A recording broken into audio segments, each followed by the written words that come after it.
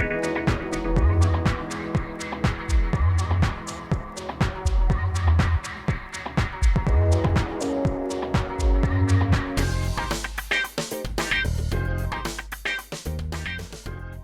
I'm talking about children's games these days, you will think of their downsides first, right? For example, children can become addicted to video games, causing their test scores to struggle, or playing video games can cause their emotions to become more aggressive. But did you know what happens in our brains when we play games? Hello, my name is Patari. Today I'm going to explain it to you.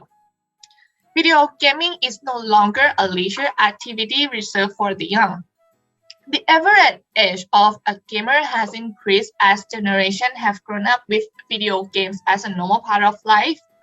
According to a survey conducted in 2021, 38% of video game players were between the age of 18 and 34. And surprisingly, 7% of those surveyed were 65 and older. It shows that people are more interested in playing games. Let me give you an example of the types of games that have a strong effect on the brain: action games and strategy games.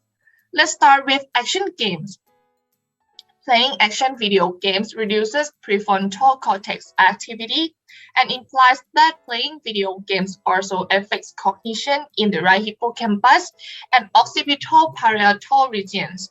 Studies from Nature Neuroscience demonstrate that action games could improve adults' contrast sensitivity, which is essential for driving at night. However, action video games are a source of concern for some gaming experts. In a study of 45 teenagers, playing an action game for only 30 minutes reduces activity in the prefrontal areas of the brain.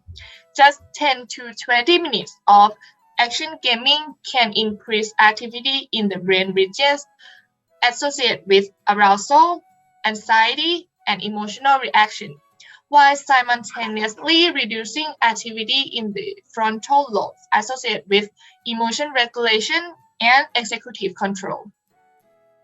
On the other hand, strategy games have received much positive comment for their effects on the human brain, with minor to no negative aspects. Research has shown that playing these types of strategy games can improve cognitive development in ways such as greater sensitivity to contrast, better eye-to-hand coordination, and superior memories. Evidence is also show that these types of video games can increase the size and efficiency of brain regions related to visual thinking. Because video games are still relatively new, research into their effects is in its early stage. Scientists are still trying to figure out which aspects of games affect which brain regions and how. Video games will almost certainly have both positive and negative aspects, and we must accept this ambiguity. อย่าลืมกดไลค์ กดแชร์ หรือกด subscribe ที่สำคัญกดกระดิ่งเพื่อติดตามสาระดีๆจากคณะ LA ของเราด้วยนะคะ